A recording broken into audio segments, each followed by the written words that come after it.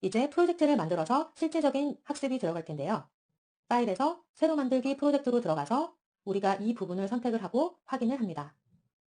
간단하게 C 언어와 C++에 대한 차이를 알려드리겠습니다. 써있는 그대로 C 언어는 절차적 프로그래밍 언어입니다. 바로 3세대 언어가 되겠고 C++은 4세대 언어입니다. 비교를 한다면 객체지향 프로그래밍 언어가 되겠죠.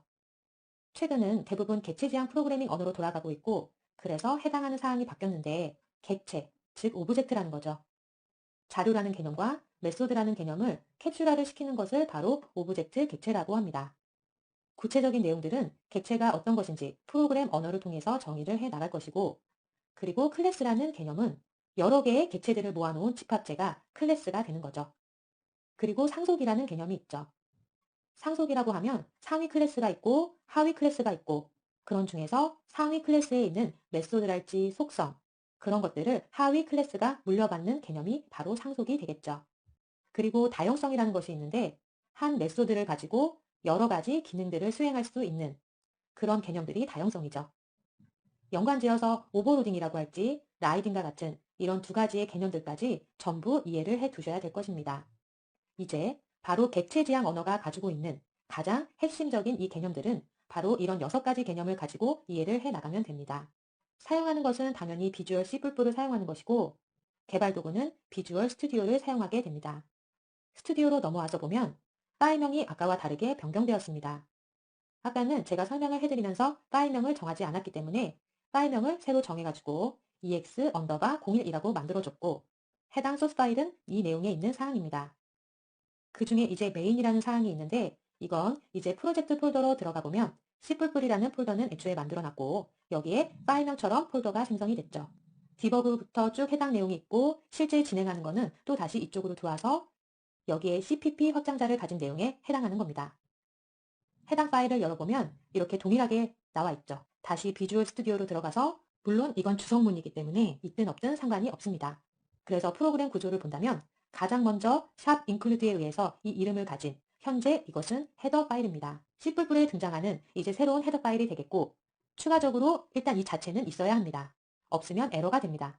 왜냐하면 얘가 하는 역할은 자주 쓰는 헤더들을 미리 컴파일을 해가지고 나중에는 다시 재컴파일을 하지 않고 바로 쓰겠다. 그런 내용에 해당하는 것입니다. 그만큼 재컴파일을 굳이 할 필요가 없다는 것은 시간을 줄이겠다. 그런 거죠. 그리고 또 보셔야 될 부분이 뭐냐면 C를 하셨던 분들은 C와 동일한 건가? 라고 생각하실 수 있는데 그렇지 않고 tmain입니다. C++에서는 tmain이라는 함수가 사용되고 있는 상황이고 현재는 그렇다고 해서 메인이 틀렸다는 것은 아닙니다. 상관이 없습니다. 메인을 사용하셔도. 그런데 아무래도 tmain이라는 함수를 사용하는 이유는 딱 이겁니다. 이제 앞으로 추세는 유니코드로 해서되고 멀티바이트를 지원한다는 거죠. 유니코드는 2바이트 형태로 되어 있는 코드로 세계적으로 앞으로는 유니코드로 코드가 표준화가 되는 것입니다. 그렇기 때문에 언제든지 유니코드를 쉽게 사용할 수 있는 것이 tmain입니다. 그런데 혹시 스튜디오를 어떤 버전으로 쓰느냐에 따라 약간의 차이가 있을 수 있습니다. 이렇게 파일이 만들어질 수도 있습니다. 이게 잘못되거나 잘된 것이 아니라 똑같습니다. 이게 있으나 없으나 현재는 다른 사항을 가져다 쓰는 것이 아니기 때문에 없는 걸로 결과적으로 이렇게만 돼도 간단한 모듈이 가능한 것입니다. 그래서 다시 이 부분으로 와서 그럼 이제 이런 템플릿이 만들어지게 되는데 간략하게 실행을 해보고 CMD에서 나오는 결과들을 확인해 보겠습니다.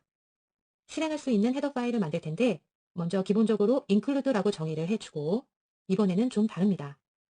출력할 내용을 표현하기 위함인데 이제 표준 입출력 함수를 쓰기 위해서는 당연히 iostream이 되겠죠. iostream이라고 하면 C 언어로 보자면 stdio.h라는 헤더 파일이라고 보시면 되겠고 이제 C++에서는 헤더 파일 설정을 할 때 여기처럼 더블 코테이션 마크를 붙인 다음에 확장자인 h라는 헤더 파일을 현재처럼 쓰는 경우도 있고 즉시 이렇게 쓰는 헤더 파일도 있습니다. 두 가지 경우로 나뉘게 되는 겁니다. 너무 좁아서 설명 도중에 제가 우측으로 밀었고 또 하나가 있는데 유징이라는 게 있습니다. 유징이라고 하고 네임 하면 바로 네임스페이스가 출력이 되고 바로 std라는 것을 사용해 줘야 하고 세미콜론으로 종료를 합니다. 이것은 입출력인데 이걸 하는 이유는 이제 여기다가 출력해서 만들 거고 이제 어떤 값들을 출력하기 위해서 cout 이 자체가 C 프로그램에서 보자면 printf죠 한마디로. 그래서 만약에 여기서 출력이 될 수 있게 해보고 다음에 C 언어로 따지게 되면 줄바꿈이 되겠죠. 그리고 여기서 endl은 뭐냐면 바로 이 방식 한 줄 줄바꿈이 되는 거죠. 역슬러시 n이랑 같습니다. cout은 printf처럼 출력하는 내용이 되겠는데 이 cout이라는 것을 쓰기 위해서는 지금 이 부분, 이 iostream이라는 헤더 파일 안에 현재 이 내용이 이 헤더 파일 안에 정의가 되어 있는 것입니다.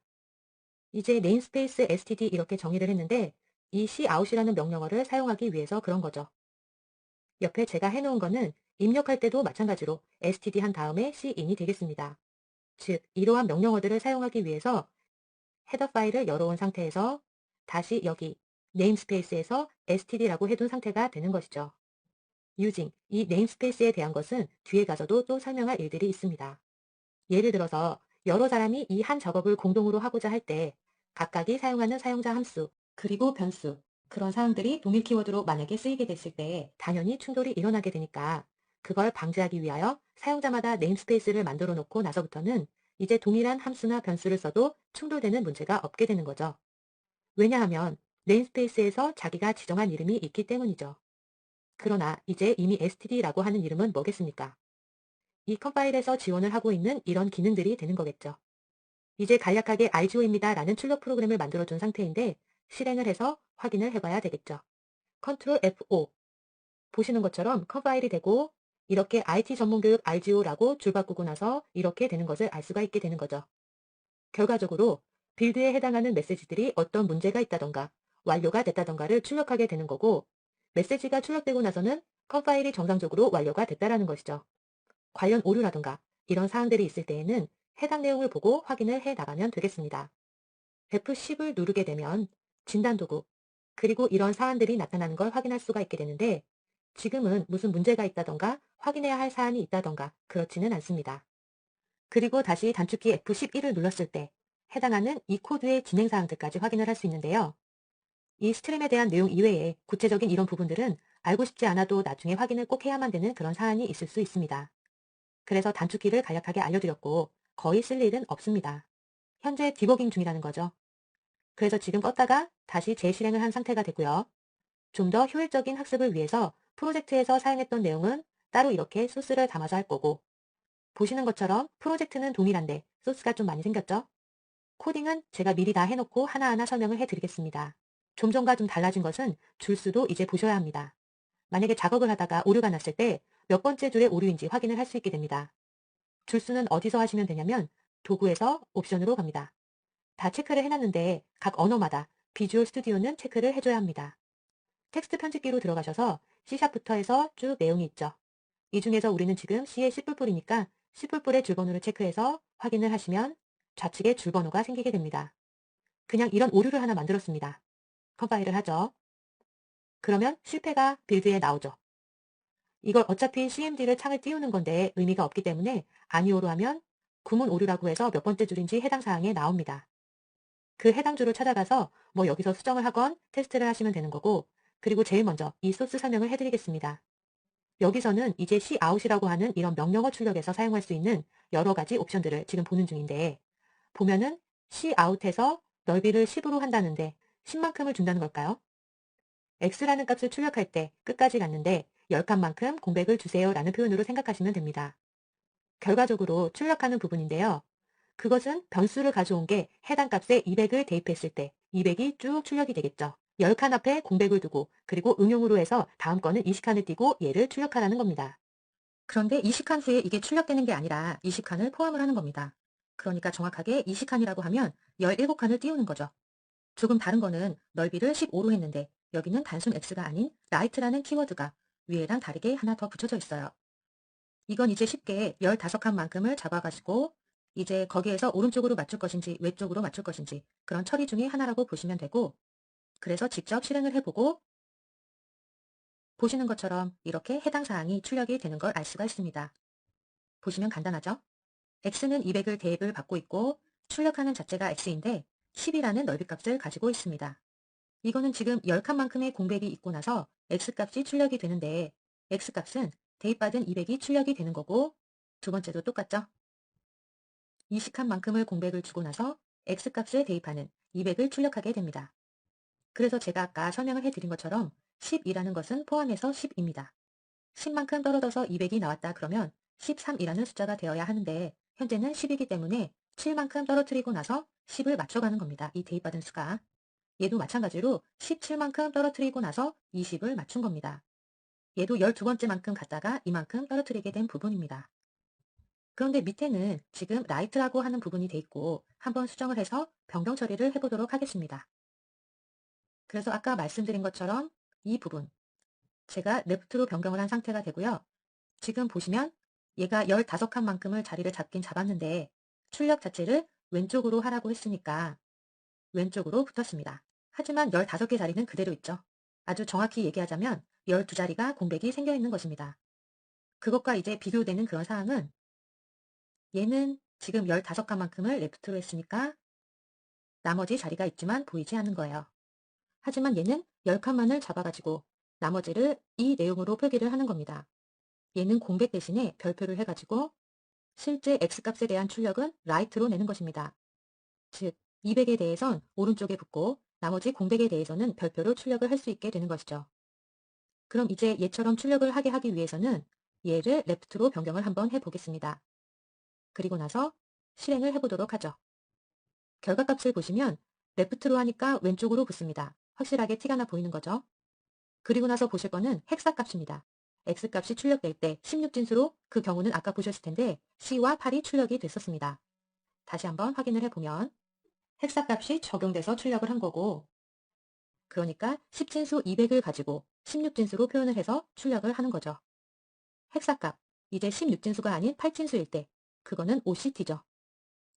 얘는 C언어로 했을 때 %X로 하는 게 16진수가 되겠고 OCT 같은 경우 %하고 0이 된다는 건 아실 거라고 생각됩니다.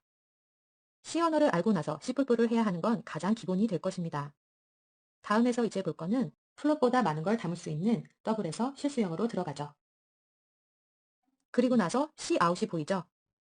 이건 이제 소수점 이하까지의 자릿수를 4자리로 잡으시오라는 그런 소리입니다. 그게 바로 Y를 출력해 주는 거죠. 이거 소수점까지 4자리로 오해하시면 안 되고 현재 정수는 무엇입니까? 정수는 이것이고 이하 소수점 자리이죠. 소수점까지는 자릿수로 포함시키지 않은 상태로 출력이 되는 것입니다. 보시는 것처럼 이렇게 되어 있는데 4자리라고 하면 하나, 둘, 셋, 넷, 7, 6까지 출력이 되는 것 아시겠죠? 마지막 값은 절사를 하면서 5가 반올림이 돼서 7이 된 거죠. 좀 더 바꿔서 확인을 한다면 얘는 5로 변경을 하고 보시는 것처럼 .765가 나왔죠. 765 다음에 반올림이 3이니까 안 되잖아요. 그냥 절사가 된 거예요. 그런 차이가 되겠습니다. 예제가 변경됐습니다. 이 사항은 처음부터 설명을 해드렸지만 있으나 없으나 의미가 현재는 없습니다. 지금 중점적으로 할 것은 출력이 아닌 입력 객체 Cin에 대해서 좀 더 살펴보도록 하겠습니다. 이것은 Cout에 이 내용을 출력하게 하는 거죠. 그리고 콜론까지 출력하는 거예요. 사용자에게 정수를 입력할 수 있는 그런 거를 받는 거죠. 그래서 이제 Cin인데 X값을 키보드로 입력을 받는 시스템이 됩니다. Cin과 Cout 같은 맥락입니다. 왜냐하면 앞에 C는 콘솔의 약자입니다. 예를 들어서 Cout 그럼 결국은 콘솔의 아웃풋이 되는 겁니다. 그리고 입력은 콘솔하고 이제 Cin이 되는 것입니다. 위치가 달라요. Cout은 좌측으로 쉬프트되는 연산자를 사용하는 게 Cout이 되겠고 Cin에 대해서는 우측으로 쉬프트하는 연산자를 사용하게 됩니다. 일단은 이 내용과 이 내용의 기본값을 컨트롤 F5로 해서 현재 했고 예를 들어서 여기에 정수 만약에 10이라고 입력을 한다면 그럼 이제 X에 대해서 입력을 받게 됩니다. 이렇게 해서 엔터를 하면 Y를 입력하라고 또 나옵니다. 그럼 유효하게 정수를 이렇게 해주면 연산이 됩니다. 과정을 좀 하나하나 살펴보면 이 두 개에 의해서 키보드 값을 입력받는 이 부분이 해당하는 거죠. 두 번째 값은 아래에 있는 이 두 개에 의해서 이 부분이 출력돼서 Y에 입력을 받는 시스템이 되는 거죠. 그래서 연산을 해서 Z에다가 대입을 해주는 거죠. 지금 보면 X값에 대해서는 10을 썼겠고 Y값에 대해서는 아까 5를 썼을 겁니다. 입력된 게. 이거는 현재 연산이 아닌 건 아시죠? 스트링. 그냥 입력해서 출력하고자 할 때는 이렇게 기호를 써주면 되는 것입니다. 이퀄도 어떤 연산이 아니라 보이기 위한 출력 부분입니다. 이것은 보이지 않지만 Z값이 15로 해서 출력이 되는 것입니다. 좌측 Shift 연산자를 통해서 변수나 스트링을 출력하고자 할 때 차례대로 쭉 Shift 연산자 입력을 해 나가면서 표현을 해 나가는 거죠.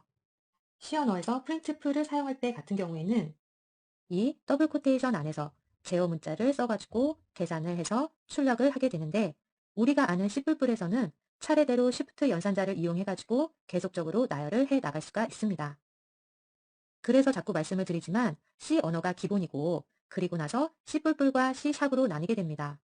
그래서 반드시 C 언어를 먼저 좀 완벽하게 배우고 오시기를 바랍니다. 이번에는 C++에서 새롭게 추가된 연산자들에 대해서 좀 확인을 해보겠습니다. 아래에 보면 콜론이 2개가 있는 연산자가 있죠.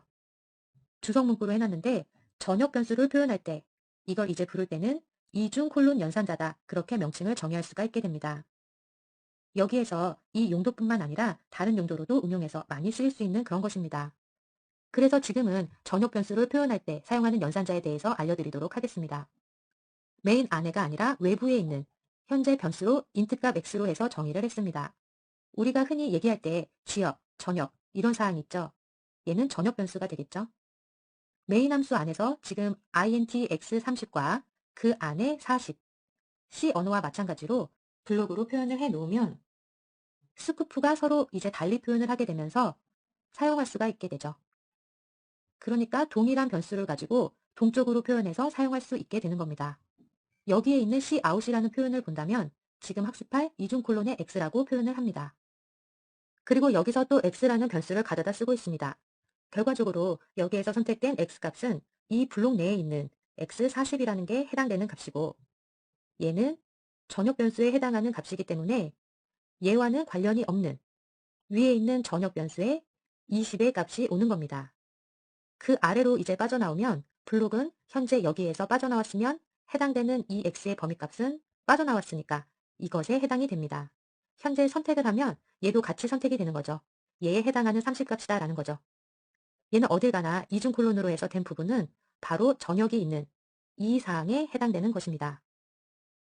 일단 컨트롤 F5라고 해서 실행을 해보고 결과를 보도록 하죠. 이렇게 20, 40, 20, 30 보기 좋게 나와 있죠.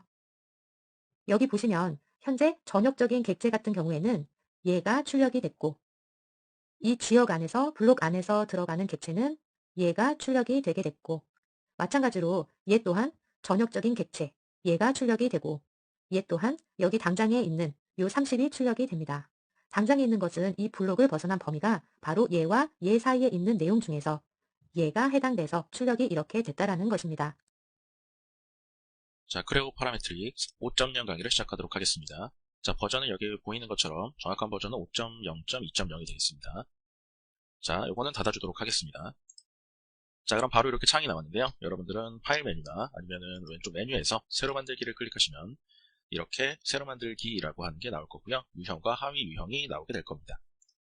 자, 일단은 가장 기본적인 부품으로 들어가도록 하겠고요. 부품 안에서 스케치를 또 하도록 할 겁니다.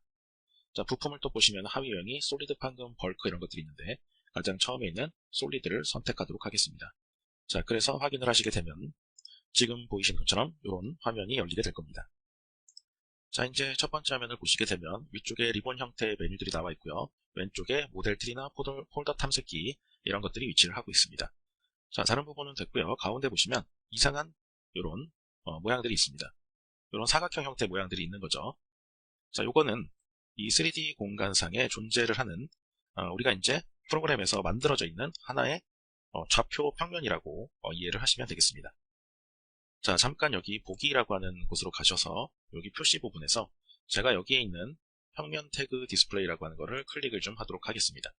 자, 그러면 여기 평면들에 해당하는 이름들이 나오게 됩니다. 다시 모델로 이동을 하고요. 자, 여기서 탑이라고 하는 평면이 있고요. 프론트라고 하는 평면이 있고 라이트라고 하는 평면이 있습니다. 자, 요거는 이 3D 화면 공간상에 위쪽에서 봤을 때 평면, 앞쪽에서 봤을 때 평면, 그리고 오른쪽에서 우측에서 봤을 때 평면이 되겠습니다. 그래서 우리가 스케치나 모델의 어떤 돌출이라든가 회전 같은 것들을 줄 때 어떤 평면을 선택을 해서 그려주느냐에 따라서 이 모델의 모양이 완전히 다르게 나오게 됩니다. 자, 그래서 그런 거는 나중에 한번 해보도록 하겠고요. 일단은 간단하게 밀어내기라고 하는 메뉴를 통해서 육면체 형태의 박스를 한번 만들어 보도록 하겠습니다.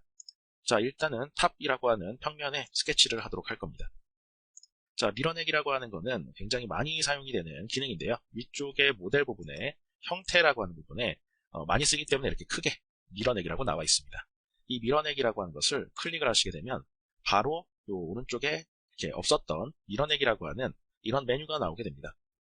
자, 그리고 여기 아래쪽에 여기 리본 메뉴 부분은 이 밀어내기에 관련된 그런 여러 가지 도구들로 바뀌게 됩니다. 자, 그럼 밀어내기라고 하는 것을 하려고 하는데, 자, 화면상에 어떤 스케치 되어져 있는 그런 것들이 하나도 없어요. 그래서 우리가 이 밀어내기를 하기 전에 가장 먼저 스케치를 해줘야 됩니다. 스케치를 하는데 어떤 평면을 선택해서 할 건지, 자, 우리는 요 탑이라고 하는 평면에다가 스케치를 하도록 할 겁니다. 그래서 이 평면을 선택을 하시게 되면 이렇게 탑 부분에 좌표 중심이 이렇게 잡히게 됩니다. 여기가 중심인 거죠. 여기가 탑이죠. 자, 그래서 우리가 이 상태에서 탑에서 좀 더 그리기 쉽게 탑을 위에서 정확하게 바라볼 수 있게 화면을 바꿔주도록 하겠습니다. 그럼 여기 보시게 되면 디스플레이 유형이라는 게 있고요. 그 다음에 또 오른쪽에 보게 되면은 뭐 방향 같은 것들이 또 나와 있는데요. 자, 이 유형 같은 경우에는 이 모델링 되어져 있는 것들을 어떤 식으로 표현을 할지를 결정하는 부분이고, 그 다음에 오른쪽에 저장된 방향, 요거는 크레오에서 가장 기본적으로 사용이 되는 방향들이 저장이 되어져 있는 부분입니다. 자, 탑에서 여기 평면을 선택해서 그리는 것이기 때문에 탑을 선택하시게 되면, 자, 이렇게 탑을 정확하게 위에서 바라보는 형태로 우리 이 시각이 바뀌게 되는 겁니다. 자, 그래서 이 탑 부분에다가 이제 스케치를 해주는 건데요. 자, 그러면 여기 스케치 부분에 여기 직사각형이라고 하는 부분이 있습니다. 이걸 선택하시고 탑의 면에다가 원하는 부분에서부터 시작을 해서 이렇게 사각형을 그려줍니다. 클릭하고 원하는 부분까지 가셔서 클릭을 하시면 돼요. 그러면 이렇게 사각형이 하나가 만들어졌어요. 자, 그럼 밀어내기 안에 스케치로 들어와 있는 거고, 스케치를 이 탑이라고 하는 평면 안에다가 그렸습니다. 스케치가 완료가 된 거죠. 자, 그래서 완료가 됐으니까 여기 오른쪽에 있는 확인, 스케치를 저장하고 종료합니다. 요거를 클릭합니다. 자, 클릭을 하시게 되면 이렇게 스케치 했었던 게 노란색으로 바뀌게 된 것을 보실 수가 있습니다.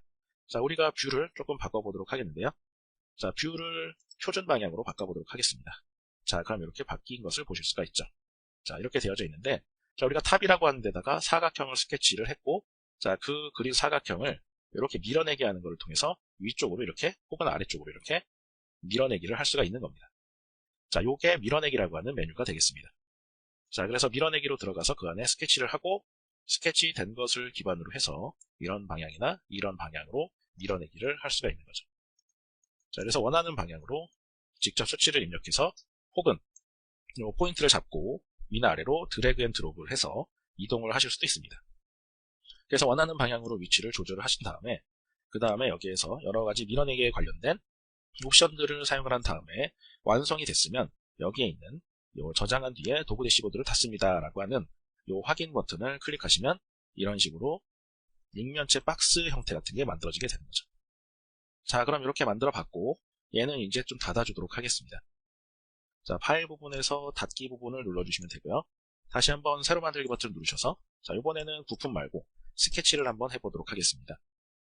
자, 어떤 유형을 선택한지에 따라서 여기에 이름이 자동으로 바뀌게 돼요. 그래서 스케치, 부품 이렇게 누르면 어셈블리 이렇게 누르면 바로바로 바뀌게 되죠. 자, 저는 스케치를 한번 선택해보고 스케치는 하위 유형이 없기 때문에 이름 지정하실 분들은 지정하시고 그 다음에 확인 버튼을 눌러줍니다. 자, 별다르게 틀린 거는 없고요. 바로 이렇게 스케치를 할 수 있는 화면으로 들어가게 됩니다. 그럼 이 화면상에다가 스케치를 할 수가 있는 거고요. 자, 보시게 되면은 격자선 같은 거를 클릭해서 이렇게 격자선 설정 같은 걸 통해서 추가할 수 있어요. 그래서 유형이나 간격 같은 것들을 지정해서 격자선 설정하실 수가 있고요. 그리고 데이터 가져오기 같은 것들을 할 수가 있고, 그리고 여기에 실질적으로 스케치에 해당하는 이런 도구들이 모여 있습니다. 자, 일단은 여기 화면상에 선 같은 있죠? 이 선 같은 거를 한번 클릭을 해보시고요.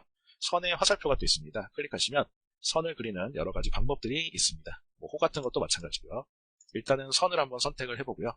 선을 그리는 방법은 그냥 클릭해서 원하는 부분 가셔서 클릭하시면 됩니다. 그래서 또 원하는 대로 가셔서 클릭하시고 또 이렇게 또 가셔서 이렇게 연결하면 마무리가 되고요. 자, 이렇게 4번의 선을 그려서 마무리를 했으면 마우스 휠 버튼을 클릭하셔서 끝내는 방법도 있고요. 아니면 이렇게 그리시고 ESC 버튼을 눌러서 끝내는 방법도 있습니다. 자, 그래서 이렇게 편하는 방법 선택하셔서 스케치를 그려주시면 되고요. 자, 그리고 선택을 하는 방법 중에 여러 가지가 있는데요. 자, ESC 버튼 눌러주시고요. 자, ESC 버튼 누르면은 이렇게 닫힌 도형이 됐기 때문에 이런 식으로 면이 생성이 됩니다. 분홍색으로 이렇게 나와요. 자, 이렇게 돼 있고요. 일단은 우리가 마우스에서 선택을 하는데 여러분들이 선택을 했을 경우에 그냥 이렇게 클릭하셔서 선택을 하시잖아요. 이렇게 또 여러 개 선택할 때는 컨트롤 키 눌러서 이런 식으로 선택하고요. 자, 근데 우리가 선택 방법은 다른 것과 동일한데요. 마우스를 클릭해서 드래그 앤 드롭을 할 때 이렇게 오른쪽 방향, 오른쪽 하단이든 오른쪽 상단이든 내가 드래그하는 내가 클릭한 시점을 기준으로 해서 오른쪽으로 이렇게 드래그를 하시게 되면은 이렇게 실선으로 선이 표시가 되는 걸 보실 수가 있습니다. 자, 그래서 이렇게 드래그를 하면요. 내가 지금 그린 사각형 있죠, 마우스로. 요 안에 정확하게 모든 것이 포함이 되어야만 선택이 됩니다. 예를 들어서 요 사각형 형태를 다 선택하려면 이렇게 내가 그린 사각형 안에 요 사각형이 다 포함이 되어져 있어야만 얘네가 선택이 됩니다. 근데 이번에는 클릭한 곳을 기준으로 하셔서 왼쪽으로 드래그를 하시게 되면 이렇게 점선으로 나오게 됩니다. 자, 이 점선의 형태는 조금만 스치기만 해도 선택이 돼요. 자, 그래서 요 사각형에 이렇게 위쪽과 오른쪽의 선을 살짝만 점선에 스치게끔 해도 이렇게 위쪽과 오른쪽의 선이 선택이 되는 걸 볼 수가 있습니다. 자, 이렇게 오른쪽 드래그 같은 경우에는 이렇게 해도 선택이 안 되죠.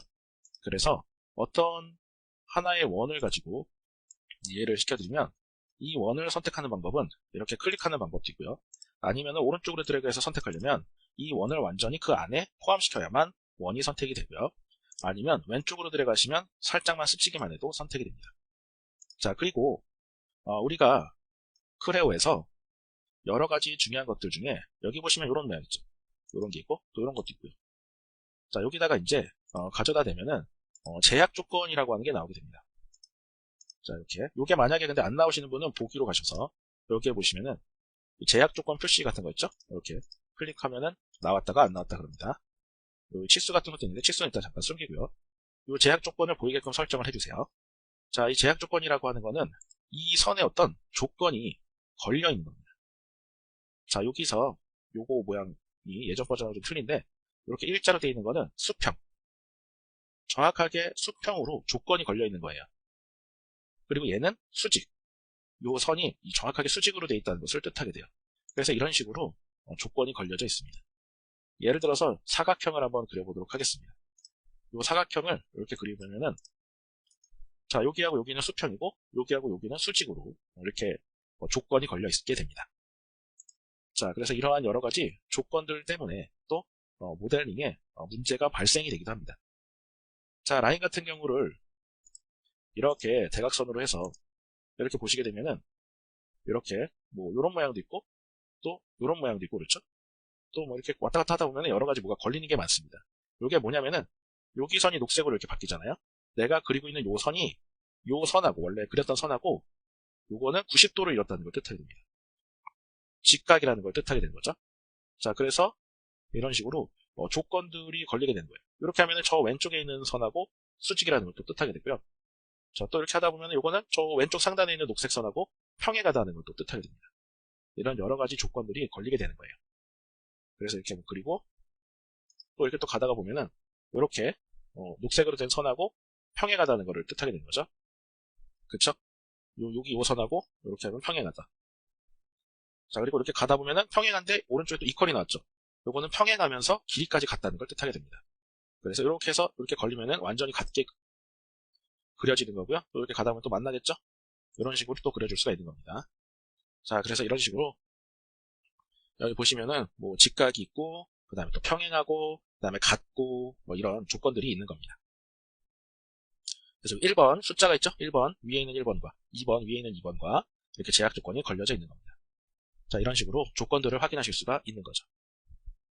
자, 그 다음에는 요 선에서 여기 라인 탄젠트라는 게 있었죠? 요건 선 체인을 한번 해본 거고 여기 단축키는 여기 오른쪽에 있습니다.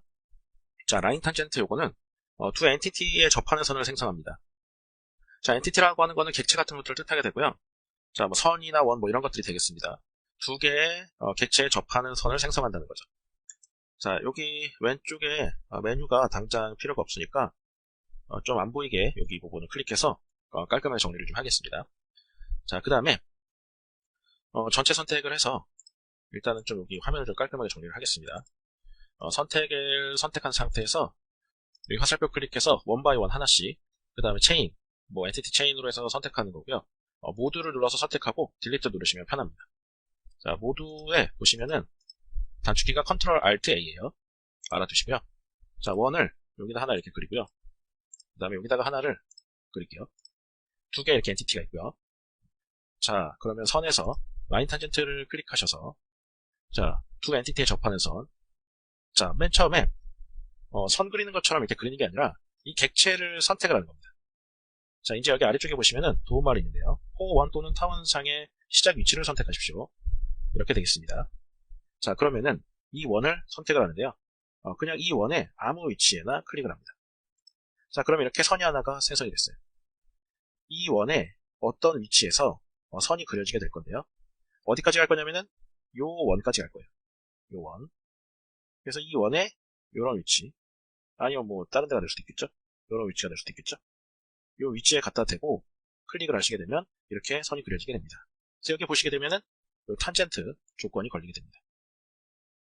자, 그리고 다시 한번 라인 탄젠트를 선택을 해서 요쪽 아래쪽을 선택을 한번 해볼게요. 뒤쪽을 선택해 됩니다. 또 시작이 됐죠? 이렇게 가서 조그만 원에 가셔서 클릭을 합니다. 또 이렇게 그려졌죠? 이런 식으로 라인 탄젠트 선을 그릴 수가 있습니다. 자, 이런 식으로 라인 탄젠트를 이용해서 선을 그려봤습니다. 자, 이제 내가 원하는 건 요 외곽에 있는 선들이에요. 자, 외곽에 있는 것들을 원하니까 안에 있는 요 원 반쪽과 요 오른쪽에 있는 요 원의 반쪽은 필요가 없어요. 자, 요거는 그러면 없애주면 되겠죠. 자, 없앨 때 여기 편집에 있는 이런 수정이라든가 뭐 코너라든가 분할이라든가 이런 것들을 사용하게 됩니다. 자, 그래서 이 세그먼트 삭제를 해서 이쪽을 클릭하시면 여기가 없어지고 여기를 클릭하시면 여기가 없어집니다.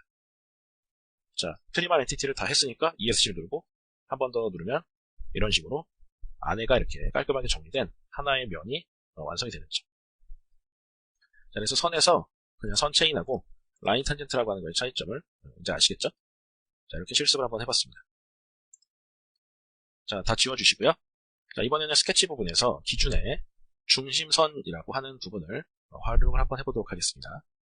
자, 이 3D 상에는 어떠한 기준이 좀 있는 게 좋아요. 자, 이 어떤 선이나 뭐 점이나 어떤 걸 기준으로 해서 여기서 얼마나 떨어진 뭐 것들, 아니면 이 기준선을 기준으로 해서 서로 대칭인가, 이런 식으로 어떤 조건을 줘서 그리는 게 좋습니다. 그래서 이 중심선을 이용해서 중심을 그리게 돼요. 그래서 클릭을 한번 해보고, 자, 별다른 변화 없는데 이제 클릭을 합니다.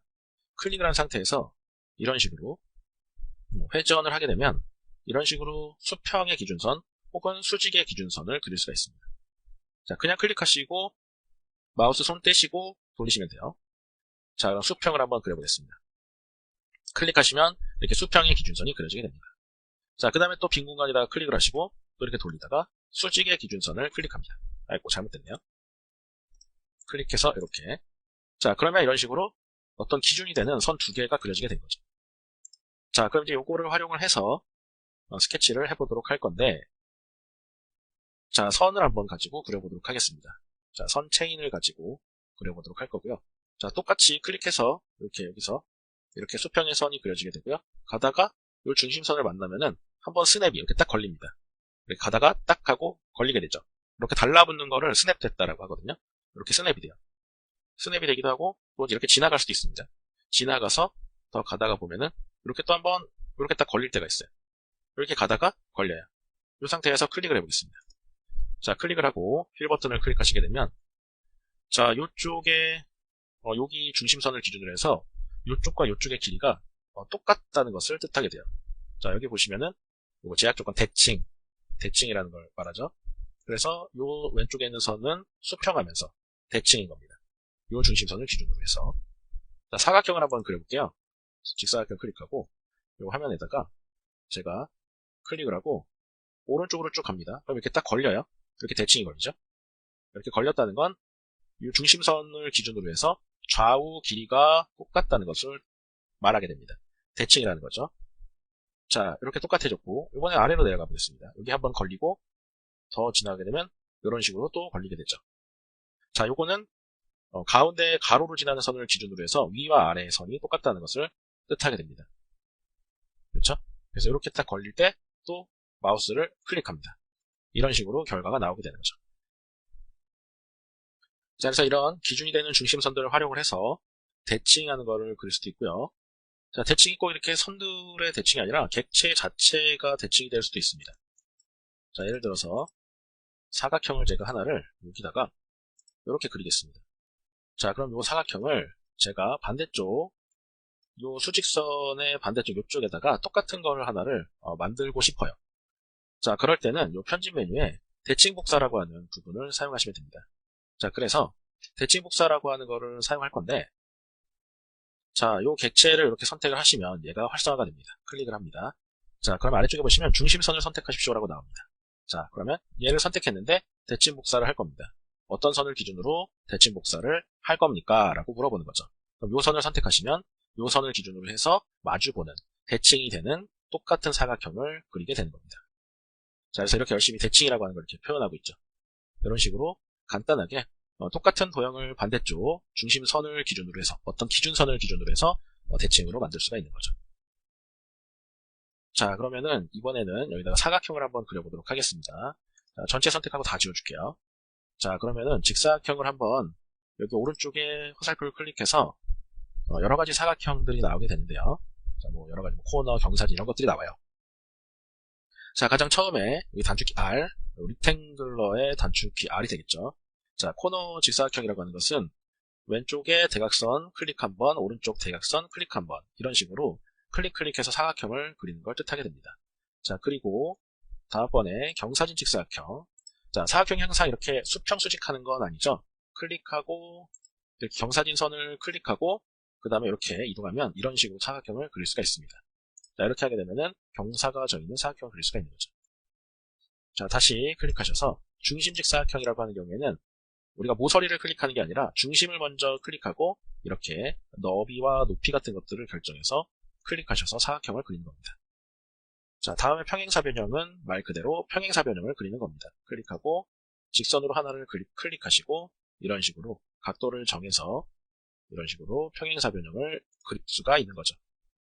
자, 이렇게 나가게 되면은 이런 식으로 들어가게 되죠. 평행사변형이기 때문에 얘하고 평행하고 얘하고 이렇게 또 평행하고 자, 이런 식으로 되어져 있습니다. 자, 컨트롤 Alt A 눌러서 모두 다 지워주도록 하겠습니다. 자, 다음번에는 원 부분을 좀 보도록 하겠습니다. 자, 원도 여러 가지가 있어요. 가장 처음에 중심 및 점. 자, 중심을 먼저 클릭하시고 그 다음에 어느 지점에 떨어진 곳에 어디까지 원을 그릴 건지를 클릭하셔서 중심과 이쪽에 점 하나를 찍어서 이렇게 원을 그릴 수가 있겠습니다. 자, 그리고 여기 보시면은 동심원이라고 하는 게 있죠. 동심원이라고 하는 것은 원 하나를 참조합니다. 자, 클릭을 하시고요. 얘를 클릭하시면 얘랑 똑같은 원을 그릴 수가 있는데요. 자, 지름과 반지름만 틀린 거죠. 중심이 똑같은 동심의 원을 그리게 되는 겁니다. 자, 클릭하고 계속 클릭하셔서 원을 계속 그려주실 수가 있습니다. 이런 식으로 그릴 수가 있는 거죠. 자, 그럼 원에서 3점, 3개의 점을 클릭합니다. 클릭, 그 다음에 원하는 곳에 가셔서 클릭. 이렇게 3개의 점을 이용해서 그 3개의 점을 지나는 원을 그릴 수가 있습니다. 다음은 3탄젠트라고 하는 게 있는데요. 그림에서 보시는 것처럼 3개의 오브젝트에 다 닿아져 있는, 다 탄젠트 되는 원을 그리게 되는 겁니다. 자, 그럼 라인을 선택하셔서 선을 이렇게 그려보겠습니다. 3개의 선이 있고요. 원에서 3탄젠트를 눌러서 자, 여기 클릭, 여기 클릭, 여기 클릭. 각각 클릭을 하시면은 여기도 탄젠트, 여기도 탄젠트, 여기도 탄젠트. 우리가 그린 선들에 다 탄젠트 되어 있는 원을 그릴 수가 있는 겁니다. 자, 다음에는 요 그린 것들은 다 정원들이고요. 이번에는 타원입니다. 타원이라고 하는 거는 이 장축의 길이와 단축의 길이가 다른 걸 타원이라고 하죠. 자, 타원을 일단 다 지워주고요. 자, 클릭하시면 축끝 타원과 중심과 축 타원이 있어요. 자, 첫 번째 걸 선택하시면 자, 왼쪽에 한 점과 오른쪽에 한 점을 클릭하셔서 이렇게 원을 그릴 수가 있습니다. 이런 식으로 타원을 그릴 수가 있어요. 자, 그래서 여기 긴 쪽을 장축, 그다음에 여기 짧은 쪽을 단축이라고 얘기를 합니다. 자, 그리고 또 중심과 축 타원이라고 해서 먼저 중심을 잡고 긴 장축이나 단축을 그려주고 그 다음에 다른 것을 이런 식으로 그리게 됩니다. 그래서 이렇게 타원을 그릴 수가 있습니다. 자, 타원 같은 경우는 이렇게 아주 간단하게 그려줄 수가 있겠고요. 자, 다음에는 홀을 보겠습니다. 3점 탄젠트 끝이라고 하는 거는 3개의 점을 이용해서 자, 클릭해서 다시 한번 또 클릭해서 이렇게 홀을 그릴 수가 있습니다. 자, 그리고 중심 및 끝은 먼저 중심을 잡고 한쪽에서 반대쪽까지 이렇게 클릭을 하시면은 호가 또 그려지죠. 자, 이렇게 호를 그릴 수가 있겠고요. 그 다음에는 3탄젠트. 요게 원하고 똑같아요. 자, 선의 이렇게 이렇게 있다고 했을 때, 자, 그 다음에 3탄젠트를 클릭하시고, 그 다음에 여기 됐죠? 그 다음에 여기 이렇게 3개 접하는 요런 홀을 그릴 수가 있는 겁니다. 그쵸? 또 이렇게 해서 이런 식으로 클릭해서 이런 식으로 홀을 그릴 수도 있는 거죠. 3개의 선에 다 접하는 이런 홀을 그릴 수가 있는 겁니다. 그래서 이제 선들 선택해서 지워주시면 이제 호만 남게 되겠죠. 자, 이런 식으로 그릴 수가 있겠습니다. 자, 그리고 동심원이 여기 또 있습니다. 자, 요거 여기 동심원하고 똑같아요. 동심원을 클릭하셔서 또 홀을 선택을 하시고, 자, 요거의 중심축이 똑같은 그런 홀을 예를 들어 이렇게도 그릴 수 있고, 이렇게도 그릴 수도 있고, 또 이렇게도 그릴 수도 있고, 이렇게도 그릴 수도 있고, 이런 식으로 중심만 똑같은 이런 동심호 같은 것들을 그릴 수가 있는 겁니다. 자, 그 다음에 원추형이라고 하는 게 있는데, 두 끝점을 선택하고 홀을 끌어 원추 홀을 생성합니다. 라고 있어요. 그래서 클릭하고 홀을 이렇게 끌어올리는 거예요. 이런 식으로. 그래서 이렇게 여러 가지 방법들을 활용해서 홀을 그려줄 수가 있겠습니다. 링큐 강의를 시작하겠습니다. 링큐는 Language Integrated Query의 약자로서 쉽게 얘기하면 통합 질의 언어라고 생각하시면 되는데요. 혹시 여러분 중에 링큐가 도대체 왜 필요하느냐 하는 생각을 가지시는 분들이 있으신가요? 그런 분들을 위해서 간략하게 미리 말씀드리면 가장 크게는 데이터베이스를 사용하는 부분인데요. 개발을 하시다 보면 거의 필수적으로 데이터베이스 쿼리를 작성해야 하는데 작성해 보신 분들은 아시겠지만 개발을 하는 언어 C샵이든 자바든 데이터베이스에 접근하기 위해서는 결국 개발 언어와는 이질적인 DB 언어, 즉 SQL을 사용해야 했습니다. 링큐는 이런 이질적인 코딩을 하지 않고 순수 C샵 문법으로 데이터베이스를 조작할 수가 있습니다. 그리고 XML 등을 파싱하기 위해서 별도의 API 등을 사용하지 않고 XML 링큐를 사용하여 해결할 수 있으며 배열 등의 오브젝트들에도 적용할 수가 있습니다. 그럼 본격적으로 실습에 들어가기 위해서 .NET 프레임워크 3.5 이상과 비주얼 스튜디오 2008 이상이 설치되어 있다고 가정을 하고 실습에 들어가도록 하겠습니다. 링큐에는 크게 아까 말씀드렸다시피 링큐 to 오브젝트, 링큐 to XML, 링큐 to SQL로 나눌 수가 있는데요. 가장 첫 번째로 만나볼 부분은 링큐 to 오브젝트입니다. 스트링 배열에 담긴 값 중 조건을 이용해서 필터링을 할 경우에 이전에 사용했던 문법과 어떻게 차이가 나는지 한번 확인해 보겠습니다. 기존의 문법으로 스트링 배열에 담긴 값을 추려내기 위해서는 다음과 같이 리스트 배열을 생성을 하고 그 다음에 배열을 생성을 했습니다.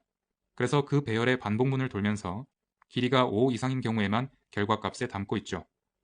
기존에는 이렇게 결과값을 갖기 위해서 조건문을 걸었습니다.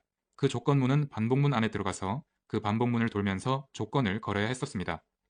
그럼 이 결과가 우리가 의도한 대로 잘 표시가 되는지 먼저 확인해 보겠습니다. 보시면 다음과 같이 출력이 아까 배열에 있던 값 중에서 길이가 5 이상인 값만 표시가 되고 있습니다. 아까 소스를 보시게 되면 USA, UK 등은 화면에 표시가 되어 있지 않은 걸 확인할 수가 있는데요. 지금 이 부분이 이전의 방식으로 코딩했을 때의 방식입니다. 그럼 이 부분을 과연 링큐로 했을 때 어떻게 바뀌게 되는지 같이 확인해 보겠습니다. 이 부분이 링큐로 했을 때 똑같은 결과를 얻기 위해서 구현한 부분입니다. 차이를 보시면 바로 아실 수가 있을 텐데요. 기존에는 이렇게 반복과 비교문, 조건 이런 부분들이 들어갔는데 이것이 간단하게 다음과 같이 해결이 됩니다. 보시면 DB를 하신 분들은 금방 이해할 수 있을 건데요. from 절과 where 절, select 이것만 보셔도 금방 이게 DB 쿼리와 유사한 기능을 한다는 걸 아실 수가 있으실 텐데 DB 쿼리를 C샵에서 한다는 것, 그게 가장 큰 차이라고 할 수가 있겠습니다. 보시면 아까와 같은 동일한 배열과 출력, 단지 그걸 추려내기 위한 조건이 틀리게 된 것이죠. 그럼 이 부분을 한번 돌려보겠습니다. 보시면 결과는 아까와 완전히 동일하게 나오고 있는데요. 결과는 동일하지만 이것을 구현하기 위한 방법은 편하게 변경이 되었죠. 다음은 정렬을 한번 해볼 텐데요. 기존의 방식으로 정렬을 할 경우에는 익히 알고 있는 정렬 방법, 버블 정렬이든 선택 정렬, 삽입 정렬, 쇠 정렬, 퀵 정렬 여러 가지를 생각을 할 수가 있으실 텐데요. 그 정렬 로직을 이용해서 어렵게 이 담긴 배열을 또다시 반복을 돌고 정렬 로직 알고리즘을 태워서 소스가 엄청 길어지게 되는 그런 부분을 사용할 수밖에 없었습니다. 하지만 그런 부분도 링큐로 하게 되면 얼마나 쉽게 되는지 한번 보겠습니다. 링큐로 그 부분을 짜시게 되면 아까 보셨던 이 부분은 완전하게 동일하고요. 대신 DB의 오더바이즈 구문과 똑같이 오더바이절이 들어가 있습니다. 그래서 오더바이 어떤 컬럼을 기준으로 정렬을 할지 지정을 할 수가 있고 DB와 똑같이 내린 정렬, 오른 정렬을 지정할 수가 있습니다. 그래서 지금 예제는 어센딩을 시켰고요. 그렇게 했을 때 결과가 어떻게 되는지 한번 보시겠습니다. 자, 보시면 아까와 똑같이 결과가 나오고 있지만 순서가 달라졌죠. 이 순서는 차이나, 프랑스, 이탈리, 알파벳 순서로 해서 오름차순으로 정렬이 되고 있습니다. 그래서 이 오더바이저를 이용해서 정렬을 한 부분을 간략하게 설명을 드리면요. 이 C샵에서 가장 큰 특징 중에 하나가 한글을 완벽하게 지원한다는 거죠. 그러면 이 부분을 한글로 다 바꿔볼까요? 네, 다 바꿀 필요 없이 하나만 바꿔보겠습니다. 그러면 대한민국 표시로 한글을 넣고 이 값을 똑같이 실행을 해보겠습니다. 보시면 영어와 한글이 완벽하게 지원이 되는 것을 확인하실 수가 있습니다. 다음은 link2xml입니다. link2xml은 이전의 system.xml 그리고 xpex 같은 확장판이라고 생각하시면 됩니다. 기존에는 XML을 다루기 위해서 기타 다른 언어들에서는 기본적으로 제공을 해주지 않아서 API 등을 이용하였고 C샵에서는 예를 들자면 XML 도큐먼트, XML 리더 등을 사용했었습니다. C샵의 이 클래스들도 편리하게 나오기는 했지만 해보시면 은근히 노가다 성 코딩이 들어가 있습니다. link2xml은 얼마나 간략한 기능들을 제공하는지 한번 같이 보시겠습니다. 지금 출력하고자 하는 예제가 다음과 같은 XML 형식인데요. 프로덕트 안에 프로덕트들이 여러 개 들어있고 각각에는 카테고리의 어트리뷰트와 하위 엘리먼트로 네임이 들어가 있습니다. 이런 XML 형식을 출력하려면 기존의 방식과 현재 링큐와 연결해서 했을 때는 어떻게 다른지 그 부분을 같이 보시겠습니다. 우선 기존의 방식을 보시면 일단 아까 보셨던 그 예제에 있는 값들을 담아야 되니까 그 값을 담는 부분은 링큐와 동일할 것이고요. 그 부분에서 보시면 프로덕트 안에 프로덕트, 그 안에 카테고리와 네임 또는 프라이스라는 이런 각각의 멤버들을 설정하였습니다. 그래서 예제로 아까 보셨던 것과 동일하게 dev의 링큐, dev의 C#, dev의 자바, 그리고 인포의 생활정보, 인포의 경제정보, 인포의 IT정보 이런 식의 데이터를 넣어놨는데요. 그 값을 실질적으로 뿌려주기 위해서는 기존의 방식의 코딩을 보겠습니다. 보시면 아까 말씀드렸다시피 XML 도큐먼트라는 객체를 이용하였고 그 객체와 XML 엘리먼트, 그 다음에 보시면 XML 도큐먼트에 대해서 이 엘리먼트들을 애드를 하고 있는 것을 보실 수가 있으십니다. 그래서 소스를 같이 보시면 프로덕트 안에 있는 각각의 값들을 반복을 돌고 그 다음에 가격이 500원 이하, 500원보다 작은 것들만 추려내기 위해서 조건을 걸었고요. 그 조건에 걸렸을 때만 if 문에 들어와서 엘리먼트를 하나씩 생성을 해줬습니다. 그래서 그 엘리먼트의 어트리뷰트를 하나 카테고리를 넣었고 그 다음 그 하위 엘리먼트를 또 생성하기 위해서 create 엘리먼트를 썼습니다. 그래서 그 inner 텍스트에 product name을 넣었고 그것을 append child로 해서 하위 엘리먼트로 넣어주고 있죠. 그래서 그 부분을 루트에다가 append 해주고 반복문이 다 돌고 마지막에는 도큐먼트에다가 아까 루트를 append 하고 있습니다.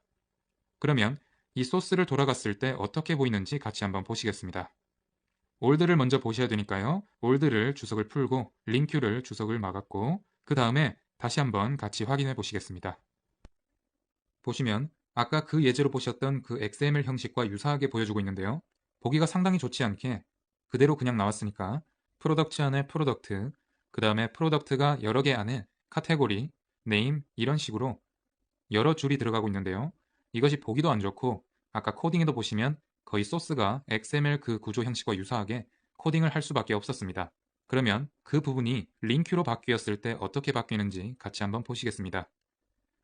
이 부분이 링큐로 동일한 부분을 구현했을 때의 모습인데요. 일단 데이터들을 담는 부분은 아까 올드 신텍스와 완전하게 동일합니다. 데이터는 완전히 동일하지만 그 데이터를 가지고 XML을 만들어내는 방법은 차이가 크겠죠. 그래서 링큐로 만들었을 때는 아까와 확연하게 차이가 나는 이 부분입니다. 그래서 아까 올드 신텍스에서는 기존의 방식으로 XML 도큐먼트를 이용해서 이렇게 구현을 했는데 이 부분이 보시는 바와 같이 되게 간결해졌죠. 한눈에 보기에도 소스가 상당히 짧아졌고 눈으로 보기에도 이해하기도 상당히 쉽습니다. 그래서 링큐에서는 어떤 식으로 했냐면 X 엘리먼트를 이용을 했고 이 X 엘리먼트를 보시면 시스템의 XML에 링큐에 네임스페이스에 속해 있습니다. 그래서 아까 old 예전 방식 보시면 시스템의 XML 또는 시스템 XML 도큐먼트 그 네임스페이스 안에 있었는데 링큐는 시스템 XML 링큐의 네임스페이스에 있습니다. 그래서 바로 쓰시고자 한다면 맨 위에 using을 써주셔야겠죠. 자, 보시면 XML 엘리먼트, 그 다음에 프로덕트로 생성하겠다. 그리고 지난번에 보셨던 링큐 구문 from, in, where. 그래서 조건문이 별도로 필요하지 않고 where절로 프로덕트의 프라이스가 500원보다 작은 것만 필터링하고 있죠. 그 필터링된 결과값을 select해서 담고 있습니다. 눈으로 보기에 그냥 여러분들이 보시기에도 상당히 간편하게 바뀐 것을 볼 수가 있는데요. 이것을 한번 똑같이 돌려보겠습니다. old 신텍스를 주석으로 막고요. 링큐 신텍스를 주석을 푼 다음에 똑같이 실행을 해보겠습니다. 보시면 일단 결과부터가 아까는 다 스트링이 붙어 있어서 눈으로 보기에도 상당히 안 좋았고요. 그런데 지금은 딱 봐도 들여쓰기가 되어 있죠. 그 다음에 프로덕트 안에 프로덕트가 들어가는 카테고리 네임, 그렇게 결과는 완전하게 동일합니다. 그러면 여기서 조금만 더 응용을 해보면 우리가 500원짜리 이하만 출연했는데 500원 이하에 출연한 것 중에서 한번 지난번에 보셨듯이 오더바이 한번 써볼까요? 지금 현재는 dev의 C#, dev의 Java 이 순서로 나오고 있는데 오더바이를 줬을 때 어떻게 바뀌는지 한번 보겠습니다. 오더바이는 이 부분에 들어가야 되겠죠.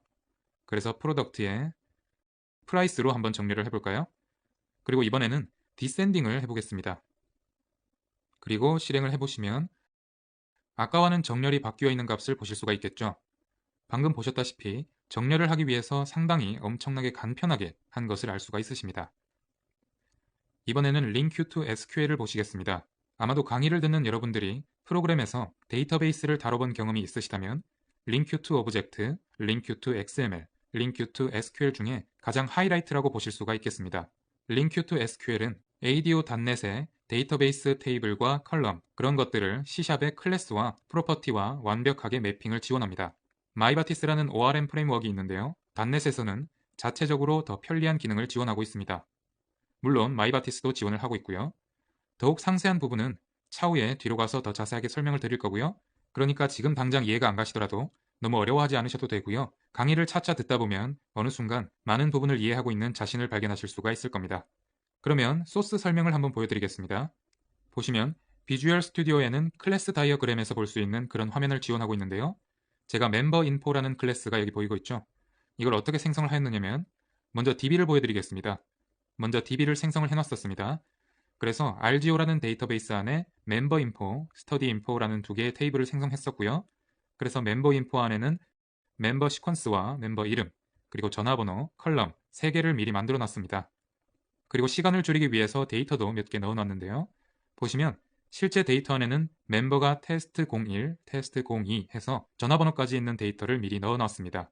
그러면 이 부분을 link to SQL에서 어떻게 가지고 오는지 직접 한번 보시겠습니다. 자, 아까 DB에서 보셨던 결과와 동일한 것을 출력해서 표시를 하고 있습니다. 이 부분에 대한 소스가 보시게 되면 놀라실 텐데요. 자, 이 한 줄로 해서 데이터베이스에 접근을 해서 결과를 뿌려주고 있는 것이죠. 실제 뿌려주고 있는 것은 이 결과 리턴 받은 것을 반복 돌면서 찍고 있는데 DB에 기존의 ADO.NET에서 할 때는 먼저 커넥션을 맺고 그 다음에 쿼리 날리고 쿼리 날린 값을 뽑아오기 위해서 클래스에다가 각각 어트리뷰트에 담고 이런 작업들을 했어야 했는데 link to SQL은 그런 작업이 전혀 필요가 없고요. 아까 보셨던 이 화면에서 클래스가 되어 있는 것을 직접 접근을 해서 그냥 우리 클래스 사용하듯이 사용을 하면 DB가 알아서 연결이 됩니다. 이따가 이제 아까 보셨던 새로운 탭을 하나 이쪽에 추가하는 것을 보여드리긴 할 건데요. 그 전에 저희가 이 클래스를 가져다 놓으면 어떻게 그런 것들이 자동으로 클래스가 생성되느냐 궁금해 하실까봐 미리 보여드리겠습니다. 보시면 Entity Framework라는 것을 들어보신 분이 있으실 텐데요. 이 DBML은 Entity Framework의 경량화 버전이라고 생각하시면 되고요. 여기에다가 이 테이블 클래스를 끌어다 놓음과 동시에 자동으로 해당하는 코드 소스들이 비주얼 스튜디오가 생성을 해주고 있습니다. 그래서 아까 보셨던 것처럼 직접 접근이 바로 가능한 것이고요. 이제 새로운 테이블을 한번 이쪽으로 끌어다 볼게요. 아까 보셨던 멤버 인포, 스터디 인포 두 개의 테이블이 있는데 이번에는 스터디 인포를 한번 끌어보겠습니다. 다음과 같이 이렇게 드래그를 하셔서 놓으시면 그냥 마법사처럼 이렇게 클래스가 생성이 되고요. 이 안에 DB에 있는 각각의 컬럼들이 똑같이 클래스의 속성으로 생성이 되고 있는 것을 보실 수가 있으십니다. 그래서 아까는 멤버 인포를 셀렉트 했지만 이번에는 스터디 인포를 셀렉트 하도록 소스를 고쳐보도록 하겠습니다. 그러면 이 부분이 아까는 이 아이템 반복 돌면서 멤버 테이블이었으니까 멤버 네임과 폰 이렇게 찍었었는데 이번에는 저희가 스터디 인포를 바꿨잖아요. 그래서 스터디 인포로 찍도록 바꿔보겠습니다. 그러면 스터디 네임, 이것이 인텔리전스가 똑같이 이 프로퍼티를 제공을 하는 것이죠. 저는 이 프로퍼티를 만들기 위해서 코딩을 한 적이 없습니다. 자동으로 생성해준 부분이고요. 그래서 DB에 완벽하게 연결이 되어 있다는 걸 보실 수가 있으십니다. 그래서 스터디 네임을 찍고 한번 돌려보겠습니다. 쿼리가 날아가서 학교 공부, 나머지 공부, 학원 공부, 자습 이렇게 쿼리 결과를 뿌려주고 있는 것을 확인할 수가 있는데요. 여기까지 보시고 저는 코딩을 쿼리를 날리지 않고 그냥 한 줄로 해서 DB에 있는 값을 갖고 오도록만 했는데 이것이 어떻게 이렇게 되느냐, 분명히 실제 최종 단에는 쿼리가 날아가지 않겠느냐 라고 추측을 할 수가 있는데요. 그 추측이 맞습니다. 그것을 한번 직접 눈으로 확인해 보겠습니다. 그 눈으로 쿼리가 날아가는 것을 확인하기 위해서 저는 쿼리 프로파일러를 한번 띄워 볼 거고요. 쿼리 프로파일러를 띄워서 실제 저희가 버튼 액션을 눌렀을 때 정말로 그런 쿼리가 날아가는지 한번 보겠습니다. 자, 프로그램 실행하시고 이 버튼을 누르면 쿼리가 날아가겠죠? 그 부분을 아직까진 날아가 있지 않은 상태고 제가 버튼을 눌러보겠습니다. 자, 보시면 버튼을 누름과 동시에 다음과 같은 쿼리가 날아가는 걸 확인하실 수가 있습니다. 저는 분명히 이런 쿼리를 짜지는 않았지만 아까 Link to SQL에서 제가 C# 코드를 한 것을 쿼리로 변환해서 알아서 쿼리가 날아가고 있는 것을 확인하실 수가 있습니다. 그러면 여기에서 조금 더 하나만 해보겠습니다. 어떤 것을 해볼 거냐면 지금 저희가 링큐를 쓰고 있지만 나중에 배우시게 될 람다 형식이란 게 있습니다. 람다 형식을 이용해서 한번 웨어절을 걸어보겠습니다. 이번에는 멤버로 다시 한번 바꿔보고요. 웨어절을 할 것인데 기존의 링큐 보여드린 구문과는 다르게 람다식이란 것을 이용할 것입니다. 그래서 멤버 네임이 테스트01인 것만 가지고 오도록 바꾸었습니다. 자, 그러면 이 결과를 뿌려주기 위해서 아까 여기 바꾸었던 네임만 뿌려보겠습니다. 그러면 아까 처음에 뿌렸던 테스트01, 02가 안 나오고 테스트01만 나오는 것을 확인하실 수가 있는데요. 이게 웨어절, 쿼리 프로파일러로 보시게 되면 여기에 웨어절이 같이 넘어가는 것을 확인하실 수가 있습니다. 그 웨어절을 만들기 위해서는 저는 다시 한번 강조해드리지만 쿼리를 작성하지 않고 C# 코드만으로 이 쿼리를 자동으로 생성을 하게 된 것이죠. 그래서 아까 웨어절, 이 웨어절을 하기 위해서는 저는 람다식이라는 것을 이용했는데요. 차후에 람다식에 대해서 계속 설명을 해드릴 텐데 그 전에 맛보기식으로 보여드렸습니다. 지금까지 링큐의 커다란 세 줄기, 링큐 to 오브젝트, 링큐 to XML, 링큐 to SQL을 간략하게 살펴보았습니다. 여러분들이 보셨듯이 링큐는 정말 강력한 기능을 제공하면서 정말 손쉽게 구현할 수 있는 것을 직접 보셨는데요. 이제 도대체 왜 링큐를 써야 하는지 의문이 좀 풀리셨죠? 다음은 링큐를 위해서 C샵에서 어떻게 확장되고 개선되었는지를 알아보겠습니다. 이 확장 개념들은 링큐뿐만 아니라 C샵 전반에 걸쳐서도 많이 응용될 수 있기 때문에 더 집중해서 들어주시면 많은 도움이 될 것입니다. 그럼 본격적으로 들어가서 .NET 1.0이 나오면서 C샵이라는 언어가 출현을 하였고요. .NET 2.0이 나오면서 제네릭과 너러블이라는 것을 들고 나왔습니다. 이 제네릭과 너러블이 무엇인지 모르시는 분들을 위해서 간략하게 설명을 드리자면 제네릭이라는 것은 제가 예제를 하나 만들어 봤는데요. 이 myList라는 클래스는 t라는 제네릭을 이용해서 myAdd와 getList를 하고 있습니다. 이 제네릭은 어떤 역할을 하느냐? 이 목록형 클래스에서는 어떤 형식의 인자가 들어와도 다 수용을 할 수가 있습니다. 예전에 이 제네릭이 없을 때에는 각각의 어떤 객체를 담는 목록을 만들기 위해서 예를 들자면 인트가 됐던 스트링이 됐던 각각을 만들어야 됐고 그것에 대해서 각각 만들지 않으면 캐스팅을 했어야 했습니다. 박싱, 언박싱 그런 불필요한 작업들이 엄청나게 쓰이는 부분마다 다 들어가야 했는데 제네릭이 들어오면서 이 t라는 용어를 쓰면서 다 해결이 되고 있습니다. 그래서 어떤 형식의 자료형이 오든지 클래스가 와도 되고요. 다 포용이 되도록 구현을 할 수가 있습니다. 그래서 이 제네릭을 쓰는 부분에 대해서 간략하게 보시면 myList를 쓰고 그 안에 myProduct 제가 만든 클래스를 넣을 수도 있고요. 아니면 제가 만든 게임이라는 클래스를 넣을 수도 있습니다. 보시면 어떤 형식을 넣던지 형식이 다른데도 컴파일 에러가 나지 않는 것을 보실 수가 있습니다. 그래서 제네릭 클래스에다가 프로덕트 리스트는 여러가지 3개를 담아서 myAdd에다가 하실 수가 있고요. 아니면 myAdd를 게임을 할 수가 있고 이 인자가 보시면 myProduct가 될 수도 있고 게임도 될 수가 있고 달라질 수 있는 것을 확인할 수가 있습니다. 이렇게 제네릭을 쓰게 되면 엄청나게 확장성 있는 코딩을 하실 수가 있습니다. 그러면 nullable이라는 게 뭐냐? nullable은 기존에는 int, float, double 이런 형식의 자료형에는 null을 넣을 수가 없었습니다. null을 넣을 수가 없다 보니까 기존에는 결과 리턴을 int로 하게 되든지 인자로 int를 받든지 할 때 특수한 값, 실패했을 때는 -1이나 0 이런 식으로 구분을 했었는데 null이라는 int가 지원이 되게 되었습니다. int 자체에도 null이 되고 float에도 null이 지원이 되고 모든 자료형의 null 형식이 가능하게 되었는데 그 부분이 바로 이 부분입니다. calc라는 펑션을 제가 임으로 만들어 봤고요. int value, 하지만 이 int value가 null도 들어올 수 있다는 것을 표시하기 위해서 뒤에 int, 뒤에 물음표를 넣었습니다. 그래서 자료형 뒤에 물음표를 넣게 되면 null이 허용 가능한 int라고 볼 수가 있습니다. 이 null이 허용 가능한 int, 딱 봤을 때 기존에 우리가 봤던 거랑 어디랑 연결이 될까요? 네, DB에 보시면 DB 자료형에도 int가 있죠. 그런데 DB 모든 컬럼에는 null 허용 여부가 있습니다. 그러면 link to SQL에서 컬럼과 그리고 클래스의 프로퍼티와 매핑을 할 때 null 허용되는 int에 그 컬럼은 어떤 자료형으로 매핑을 해줘야 될까? 만약에 이게 없었으면 상당히 난해했을 겁니다. int로 하자니 실제 DB에 null 값이 들어가 있을 때 int에는 null을 못 넣으니까 에러가 날 수밖에 없죠. 그래서 int nullable을 사용하게 되면 DB의 nullable과 완벽하게 호환이 될 수가 있는 것이죠. 예로 계속 int라고 말씀을 드렸는데 datetime이나 이런 자료형도 다 nullable이 가능합니다. 그래서 value로 받는 값이 null이면 null을 비교를 할 수도 있고요. null이 아닐 경우에 실제 int와 같이 사용하실 수가 있습니다. 그 다음 이제 .NET 프레임워크 3.5가 나오면서 C# 3.0이 출시되었는데요. 이때 링큐가 탄생하게 된 것이죠. 자, .NET 프레임워크인데 4.0이 나오면서 C# 4.0이 출시되고 다이나믹 키워드와 명령 파라미터가 등장했습니다. 다이나믹 키워드는 무엇이냐면 다이나믹이라는 것